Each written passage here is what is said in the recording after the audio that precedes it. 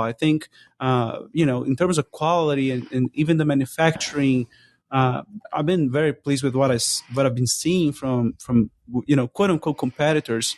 And as far as competing, I think the pod mobile is kind of different in the application, and though there's a lot of overlap, and one can choose for certain applications, you can choose from multiple options.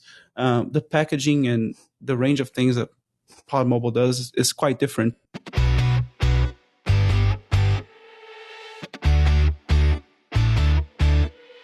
Welcome to Audio Branding, the hidden gem of marketing. Sound plays a more important role in human behavior and our decision-making than you may realize. In this podcast, I'll help you understand the art and science of sound so you can better influence others in business and your life. I'm your host, Jodi Krangle. Let's delve a little deeper. Here's the second part of our Clubhouse discussion, Audio Electronics Explained. They say you can make stats say anything you want, right?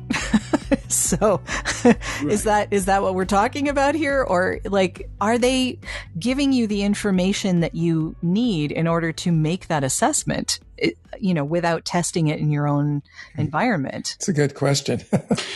Right. So my point with this is I have not yet seen interfaces get numbers published at, when the gain is set to where you're actually working with it.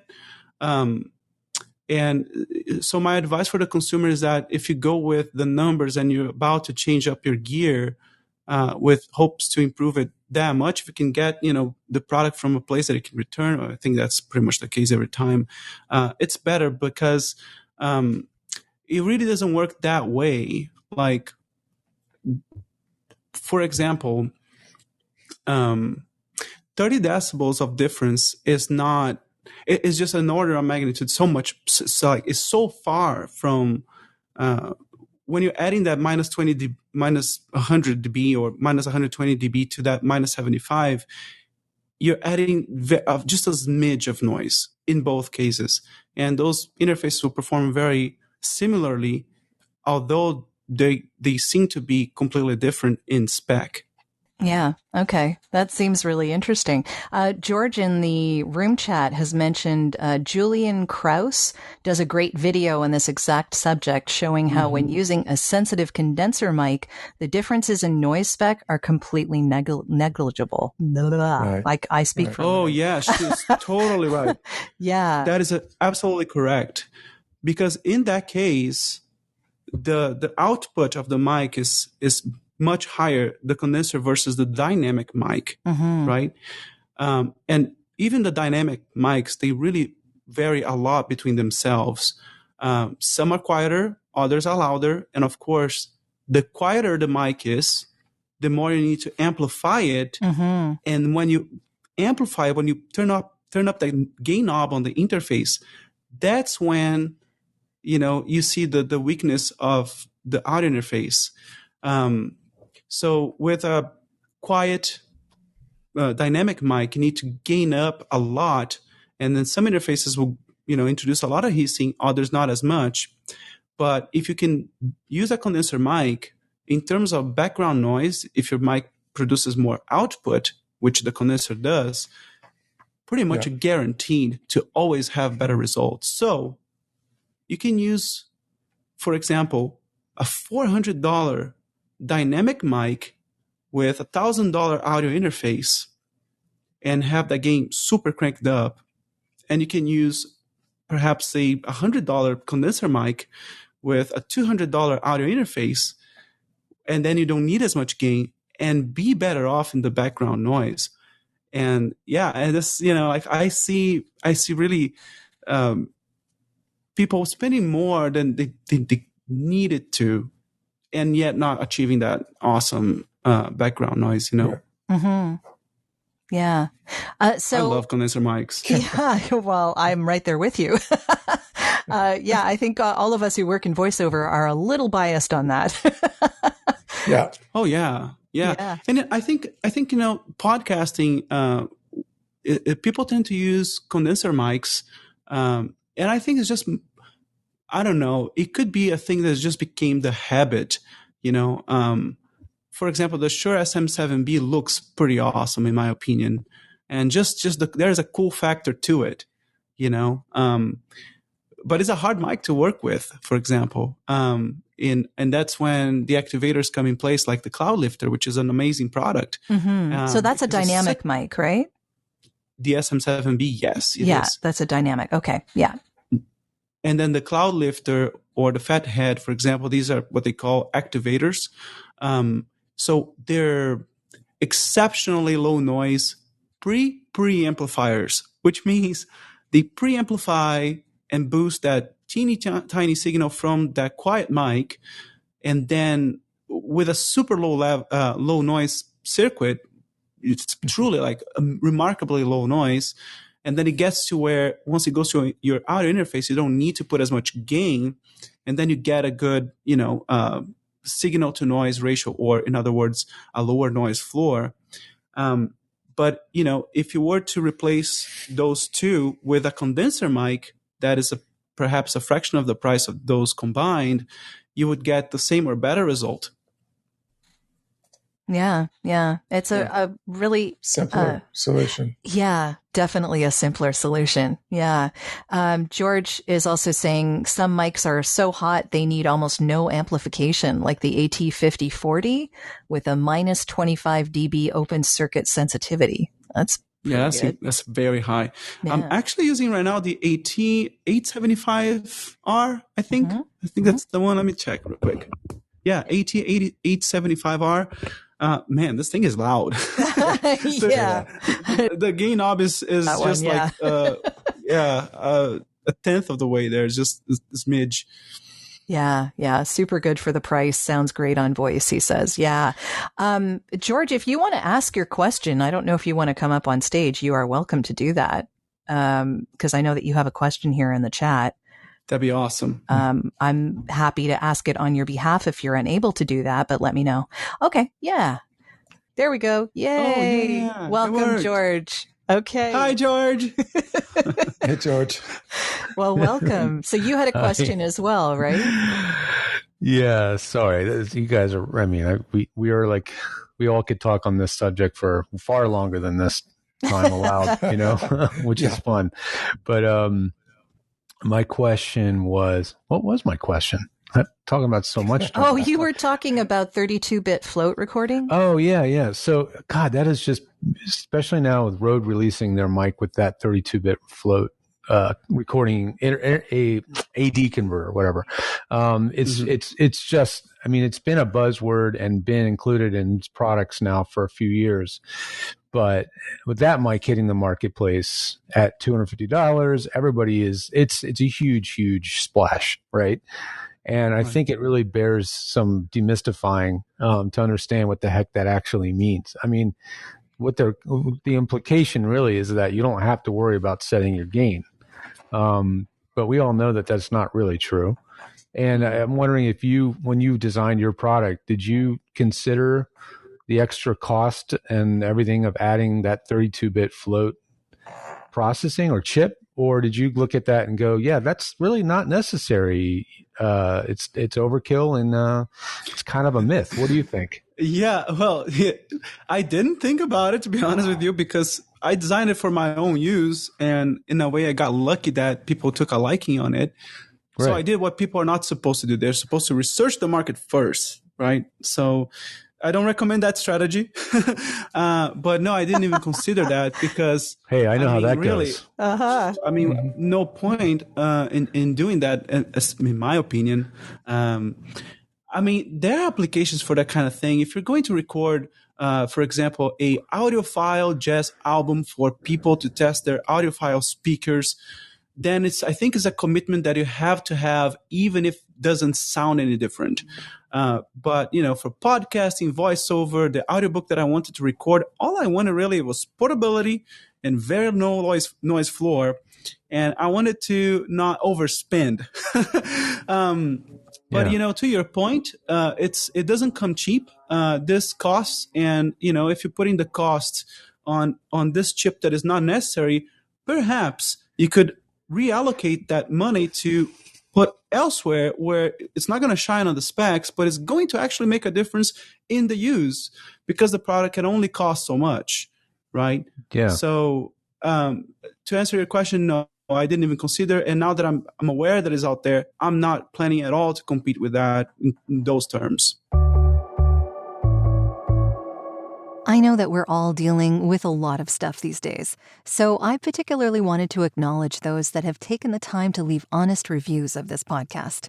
Skyle Renee, I think it's Renee, it's spelled R-E-N-E, so that's what I'm going to go with. I hope I got it right.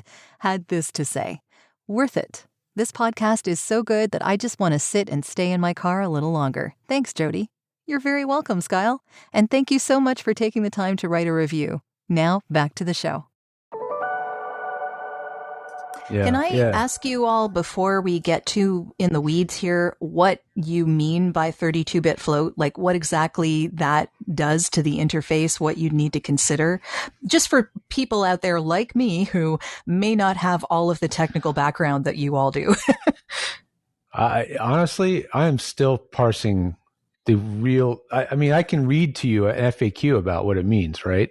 It doesn't, but it's still not going to help you conceptualize how it's relevant to what we do, right? And that's the problem with it. Like it's such an incredible buzz spec right now that is being included in product all the time. It's, there's all these little portable recorders for doing, sound for film and video that you just stick it in the pocket, hit record, never think about gain ever again. And that's the way they sell it. How it does it is going to vary from product to product, and whether it's useful or not definitely varies from product to product. I would give you a quick 30-second elevator pitch on it. I just don't have a good one because I just don't understand how it's applicable to really anything in the real world that we do. So I hate that. That's not a good answer. I don't know if you have a better one, Fernando, but honestly, it's basically all the FAQs I find are written by the manufacturers that make the products. So it's hard to find one that's really neutral. Yeah, I don't want to dare talk about that because really I don't know the product. What I know is that Rode, is that from Rode, right? Rode, Zoom, Tascam, Sound Devices, all these companies are making these products with 32-bit float. Okay, so what I know about, as far as the products that I've tested from them is that they put out good products. So I don't want to, say, oh, this doesn't matter. I mean, as far as my application and for my design, it wouldn't matter, or at least wouldn't matter enough. Right. But, I don't know about their product, if they figured out a way to use this in a usable way that I don't know. Sure. But I really like their products. I think Rode does a great job. And, I haven't yet had much experience with Zoom, but so far what I've, gotten from the market to really this is the same way I check it out and do my research that I need to do my due diligence. I've been very pleased with everything I saw. I think, in terms of quality and even the manufacturing, I've been very pleased with what I've been seeing from quote unquote competitors. And as far as competing, I think the Pod Mobile is kind of different in the application, and though there's a lot of overlap, and one can choose for certain applications, you can choose from multiple options. The packaging and the range of things that Pod Mobile does is quite different. So I'm hoping that I can set myself apart in terms of the use and the bang for the buck and the price, and the quality that you get in the small package that I have. But not in the terms of, oh, my number is bigger than your number. I'm not going there. I don't think I'm equipped for that, to be honest, especially as a startup. Yeah, of course. Are you getting pressure from the audio nerd community saying, where's all the specs? I want to see all the numbers. I'm not buying anything unless it's a bunch of numbers. Yeah, not much, to be honest with you. And because that's not who you're marketing it to. You're marketing it to real world users. He's marketing it to me, and I don't care. Right. Exactly. Exactly. Well, let me tell you this much. It's good enough. If it sounds good, it is good. I say it over and over. If it sounds good, it is good. Don't worry about the numbers. Right. Well, I sold it to Jodi. She's still my friend. I sold it to Andrew. He's still my friend. So, and that is actually true. Like, people have been quite pleased with this, and I have not gotten that pressure yet because, to be honest, I sold very few of those. I'm sure this time will come. However, I'm set on taking a different approach. And what I plan on doing is to take measurements of noise, for example, background noise, recorded noise, with the mic hooked up in the booth and gained properly. So instead of saying, oh, my interface does a minus 116 decibels of noise, it will say my interface wants to have this particular model of microphone gained so you can speak 8 inches away from the mic inside this booth. I've recorded here and in the video, and you can actually hear it, is, for example, minus 68 decibels or minus 75 or and literally make that available on the website when I have one, a good one, because I'm working on it still. And so people can actually hear what they're going to get before they get it. So you can actually listen to the video and I'll speak. Oh, this is for example, the AT2020, the Audio-Technica mic. And this is what the background noise is. And just be quiet and let the consumer hear the actual noise and then make the purchase decision on the sound. Thank you. So that's the way to do it. That's what I'm going to do. I just don't want to do the competing with the numbers. I think it's pointless and it's hard. Really, really hard. Yeah. It's it not costs easy. a lot of money to have all those numbers generated. Correct. And you can make the stats. You can make the stats say anything you want them to say. I mean, we've had that discussion already in this room. You can make the stats say anything you want. Oh, you mean the stats, the numbers on the box? That's numbers. The numbers. Yeah. We know something about that, don't we, Steve? Yeah. Yeah. And it depends on how you measure it, so that I think that has to be defined, and hopefully it's real world as well, Right. I like your real world approach. Yeah, I like that you guys are really taking a real world approach, real world approach, and letting people just hear the product. And I think that's that's just the way to go. There's just don't try to compete on numbers. Compete on real world usability, how it works in someone's real world hands. What they're going to need during a session. That's what you want to focus on. Well, also, I'm sure that Steve is kind of doing this when it comes to Kicker. I don't mean to put you on the spot, Steve, but I was going to say that actually. Yeah, go ahead. One of the things that I love about working at Kicker is that for the most part, we publish a number and we perform better. And you could say that the products or even us, our attitude is to be a little bit of an overachiever. And, like if you buy a 2000 watt amplifier, you get like a 2400 watt amp. I'm just saying numbers, but we actually outperform, in most cases, the numbers that are published. And what's your take on that, Steve?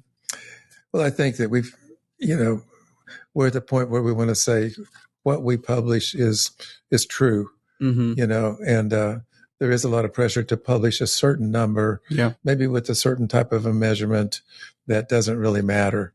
And so you get the pressure to do that. We have sales reps in the field and we have dealers and people like this that come back and say, well, your product only says this and the product sitting right next to it in Best Buy, whatever, says this. And so what are you guys going to do about it? Yeah. And so, there's quite a few ethical questions as to how you're going to publish and how you're going to present it. And so what we've tried to do is develop real world tests that actually show you what the product really will do.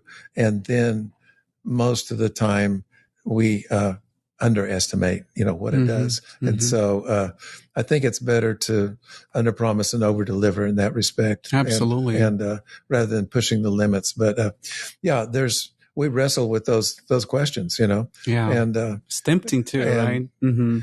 Well, yeah. And when you're competing on the shelf with something right next to it. Yes. And the salesperson says, well, why can't you show that number? And maybe you can show that number, but it's not actually a relevant number like you're saying. So there's not really any easy answers. I think my point is that we want to tell the truth to the customer as best we can. And to me, that's kind of the bottom line that we operate by. I love it. Yeah. And, Yeah. And, as he said, it's an ethical choice as well. It's a matter of, are we going to, because once you go down that road, it's hard to come back, Yeah. And, I draw inspiration from that attitude to, apply to my own, audio interface business, which let me remark is a totally separate business. But yeah, it's good to work here at Kicker. I'm literally at Kicker right now with Steve. And like we're on the same page there. It's pretty awesome. Well, it's great. It's great to have independent people test. On YouTube, there's a lot of, in our industry, there's a lot of testing that goes on that's published on YouTube. And some guys do it right, some guys don't. But, it's great when your product is tested and it overperforms, what you said it was going to do. And, but the bottom line, I think, even if you're sitting on the shelf and your product, the spec doesn't look as good, if it sounds as good or performs as good or better, my hope is that will win out. Yes. Because otherwise you have to compromise your values. And so that's where you have to decide where you're going to draw the line. And that's the thing. And then you have a returning customer, because when it exceeds the expectations, right. They will come back for more. Well, and personal recommendations are really super powerful. Yeah. Oh, they are. And people are looking online for reviews all the time at this point. Well, so if someone's done a review of what you're promoting, then, they'll people who are looking will know the difference. But I understand it's frustrating when they're on the same shelf in a store and yeah. Yeah, it's hard, and it's tempting to go with it, Yeah, it's nobody said it was going to be easy. Yes, but Steve's been 50 years in business, and it's awesome. I am here, and let me just say this is quite personal, but I'm getting to follow my dreams because Steve followed his. 50 years ago he started building the speakers, and that led me to getting out of Brazil, hired as an engineer at Kicker, and my life has been transformed entirely, top to bottom, in every way. And that's amazing. Like, gosh, like how far it goes when you aiming for the long haul. And I don't see how that could have been the case if you had compromised on your values and published the big numbers and let some people down. Probably it would have been done for already, but it's 50 years and we're still going strong, and that's inspiring. Well, Fernando's inspiring too. I'm inspired by you every day, my friend. That's why we hired him. I love it. Are you looking for ways to improve your company's or podcast's impact? You'd be surprised how powerful the use of an intentional audio branding strategy can be. Want to know more? I have a free downloadable PDF that gives you my 5 tips for implementing an intentional audio strategy at voiceoversandvocals.com/audio-branding-strategy. That location does ask to put you on a mailing list, just to send you updates on when the new podcasts come out. But if you really don't want to give your email out, I understand. Just contact me directly. My email is all over my website, and I'll make sure you get that PDF without needing to sign up anywhere. If you do sign up, though, you also get access to a resources section called The Studio, where I have videos, white papers, and PDFs, discounts from my guests, and snippets of audio from my guests that no one else gets to hear. So maybe it's worth your while. Totally up to you. And of course, if you're looking for voiceovers, you can get in touch with me about that too. Now, back to the podcast.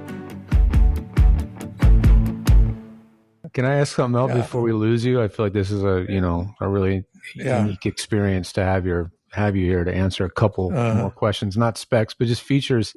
The pictures on the website, the bottom panel one, not the sharpest photo. You can't really read the bottom row of. So I would love it if you would just outline what those different connections are and what the switches are and how the expansion port functions. There's some really interesting features on this thing.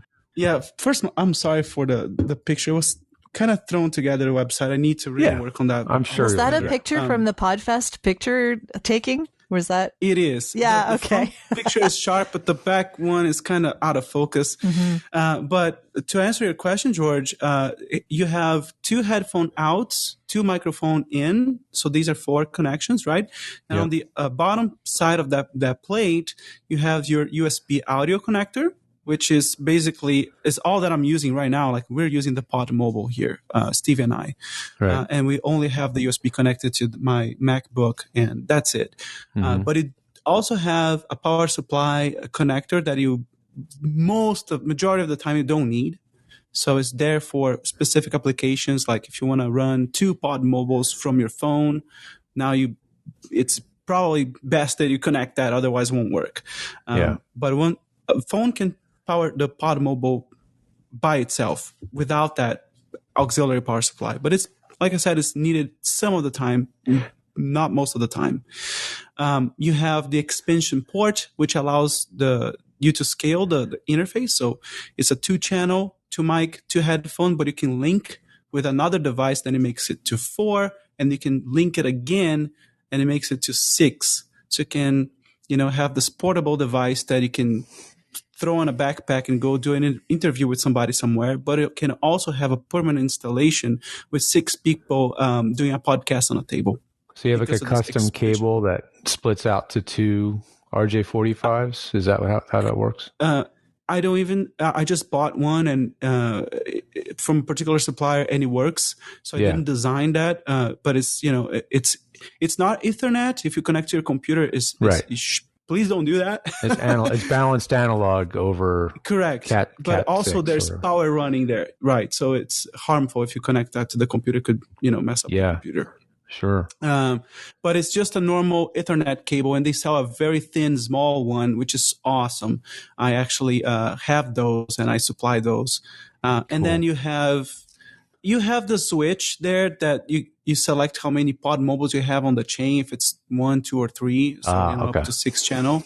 But I think that's unnecessary. It's just a gain adjustment, so I removed it.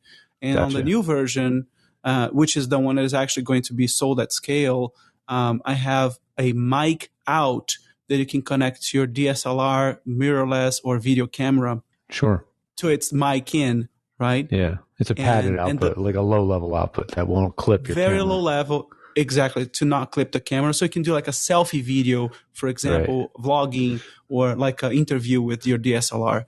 And the last one is the aux audio input. So you can put some background music, for example, to go with it, right? So, cool. And then there's a recording mode switch. I can't, normal, something, and split. Almost forgot. Thank you.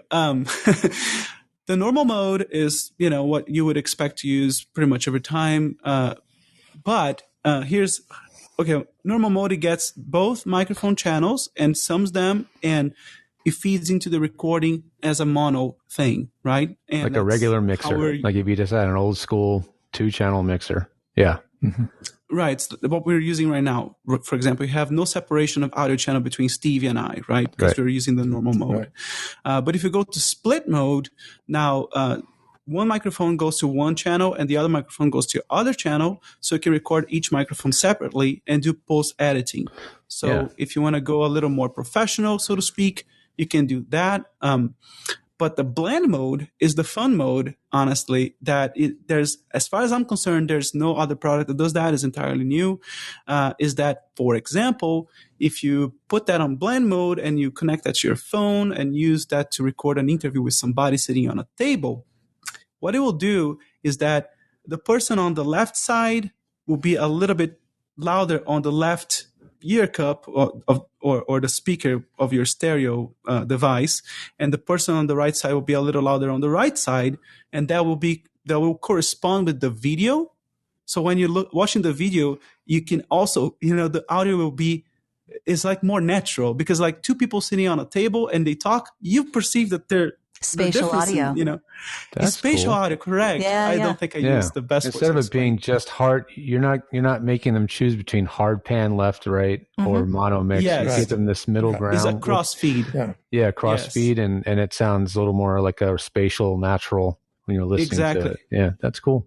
Really neat. And clever. Let me just say that in the car, it's awesome. Like if you record a podcast, like with 2 people or 3 people for that matter. You can have a third one that is right in the center, and then you have right, center, and left. Yeah. And then in the car, man, it's so easy. It's so cool when you're driving and you're hearing the people, 2 people speaking, and you can tell the location, and it's really cool. It's really, really cool. It's super underrated. Like, I don't talk much about it. I forget to talk about it, but it's super, super cool when we remember to use. Well, I'm glad you got to talk about it here. Yeah. Thank you for asking, because otherwise I would have just left it out. That's a lot of realism to Very cool. Yeah, it does. Yeah. Super nice. That is fantastic. Well, we are at the end of our session here today, guys. I so appreciate your being here. This has been a wealth of information. And I really appreciate your taking the time, both of you. Fernando, Steve, thank you so much. Yeah, it's our pleasure. Yeah. Thank you for having us. Thanks so much, Jodi. Really appreciate it. And thank you, Steve, for doing this with me, man. This is something I always wanted to do with you, something of this sort. So this is personally, I'm really happy to. I think I learned something today. We'll have to do this again sometime.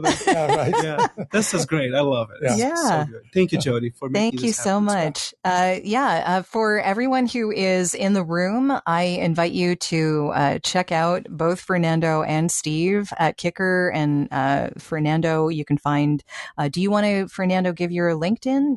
Fernando Eid Pires. Yeah. Eid is E-I-D as Dart. Yeah. Pires. P-I-R-E-S. Wonderful. Fernando Eid Pires on LinkedIn. And Steve, are you on LinkedIn as well? Yes, I'm there, but not very active. Okay. He's there. No problem. It's a ghost there, but it's there. They need to go to Kicker to find you. Yeah. Well, you can message me on LinkedIn. I mean, I'll get the notification. Mm-hmm. So okay, that would be fine. If you go on my friends, my connection on LinkedIn and look for Steve, you will find him. Yeah. Wonderful. Okay. Well, thanks so much, everyone. Have a wonderful rest of your day. Thank you so much, Jodi. It was awesome. Thank you, Jodi. Well, that's the end of this episode. Thanks for listening. And if you like what you heard, why not tell a friend about this podcast? It's available in all the usual locations. Until next time.